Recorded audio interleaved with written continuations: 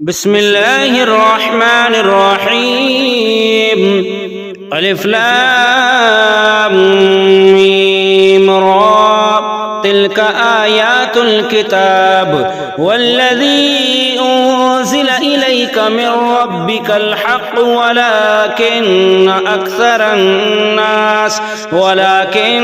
أكثر الناس لا يؤمنون. الله الذي رفع السماوات بغير عمد ترونها ثم استوى على العرش وسخر الشمس والقمر كل يجري لأجل مسمى يدبر الأمر يفصل الآيات لعلكم بلقاء ربكم توقنون. وهو الذي مد الأرض وجعل فيها رواسي وأنهارا ومن كل الثمرات جعل فيها زوجين اثنين يغشي الليل النهار إن في ذلك لآيات لقوم يتفكرون. وفي الأرض قطع متجاورات وجنات من أعناب وزرع ونخيل صنوان وغير صنوان يسقى بماء واحد ونفضل بعضها على بعض في الأكل إن في ذلك لآيات لقوم يعقلون. وإن تعجب فعجبوا قولهم أإذا كنا ترابا أإنا لفي خلق جديد أولئك الذين كفروا بربهم وأولئك الأغلال في أعناقهم وأولئك أصحاب النار هم فيها خالدون. ويستعجلونك بالسيئة قبل الحسنة وقد خلت من قبلهم المثلات وإن ربك لذو مغفرة للناس على ظلمهم وإن ربك لشديد العقاب. ويقول الذين كفروا لولا أنزل عليه آية من ربه إنما أنت منذر ولكل قوم هاد. الله يعلم ما تحمل كل أنثى وما تغيض الأرحام وما تزداد وكل شيء عنده بمقدار. عالم الغيب والشهادة الكبير المتعال. سواء منكم من أسر القول ومن جهر به ومن هو مستخف بالليل وسارب بالنهار له معقبات من بين يديه ومن خلفه يحفظونه من أمر الله إن الله لا يغير ما بقوم حتى يغيروا ما بأنفسهم وإذا أراد الله بقوم سوءا فلا مرد له وما لهم من دونه من وال. هو الذي يريكم البرق خوفا وطمعا وينشئ السحاب الثقال ويسبح الرعد بحمده والملائكة من خيفته ويرسل الصواعق فيصيب بها من يشاء وهم يجادلون في الله وهو شديد المحال. له دعوة الحق والذين يدعون من دونه لا يستجيبون لهم بشيء إلا كباسط كفيه إلى الماء ليبلغ فاه وما هو ببالغ وما دعاء الكافرين إلا في ضلال. ولله يسجد من في السماوات والأرض طوعا وكرها وظلالهم بالغدو والآصال. قل من رب السماوات والأرض قل الله. قل أفاتخذتم من دونه أولياء لا لا يملكون لأنفسهم نفعا ولا ضرا قل هل يستوي الأعمى والبصير أم هل تستوي الظلمات والنور أم جعلوا لله شركاء خلقوا كخلقه فتشابه الخلق عليهم لله شركاء خلقوا كخلقه فتشابه الخلق عليهم قل الله خالق كل شيء وهو الواحد القهار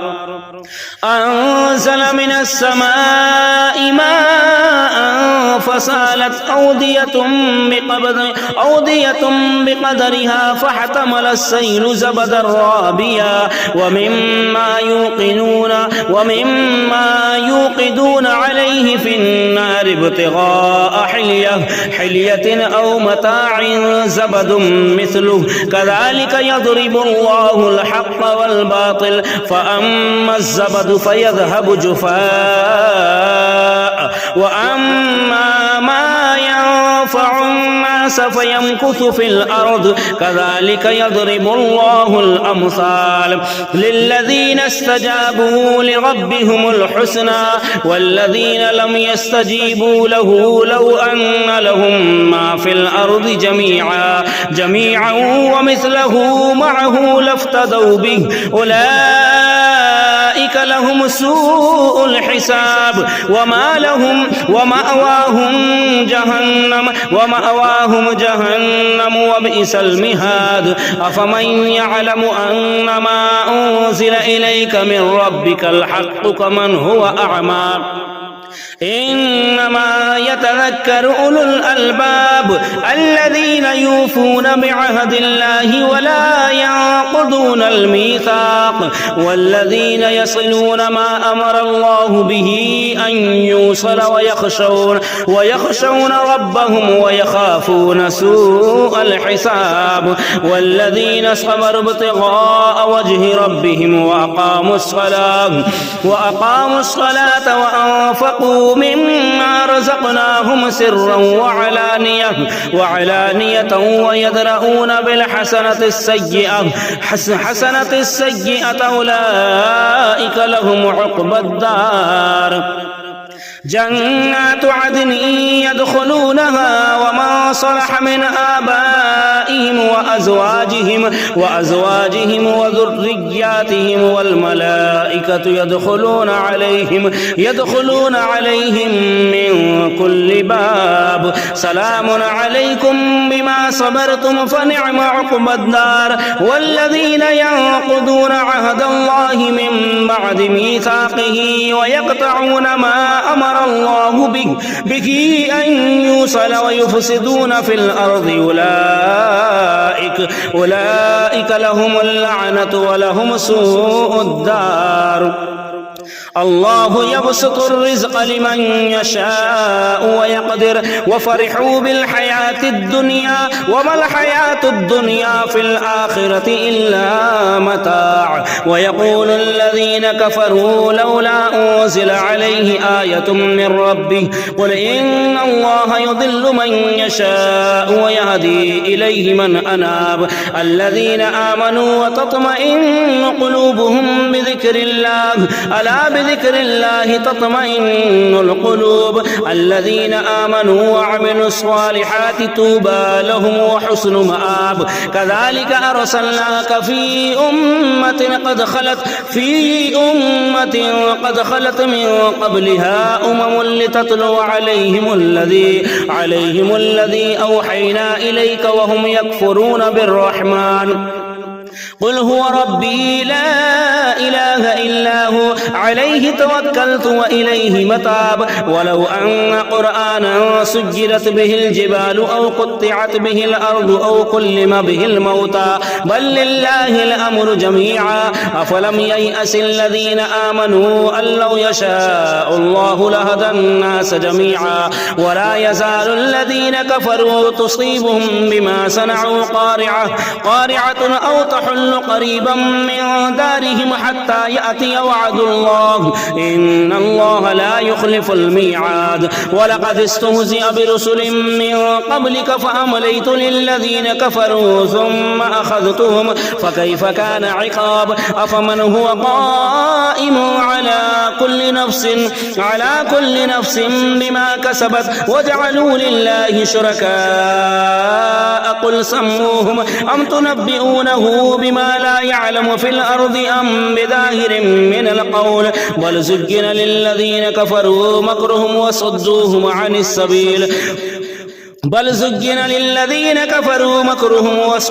عن السبيل ومن يضلل الله فما له من هاد لهم عذاب في الحياة الدنيا ولعذاب الآخرة أشق وما لهم من الله من واق مثل الجنة التي وعد المتقون تجري من تحتها الأنهار أكلها دائم وذلها تلك عقبى الذين اتقوا وعقبى الكافرين النار والذين آتيناهم الكتاب يفرحون بما أنزل إليك ومن الأحزاب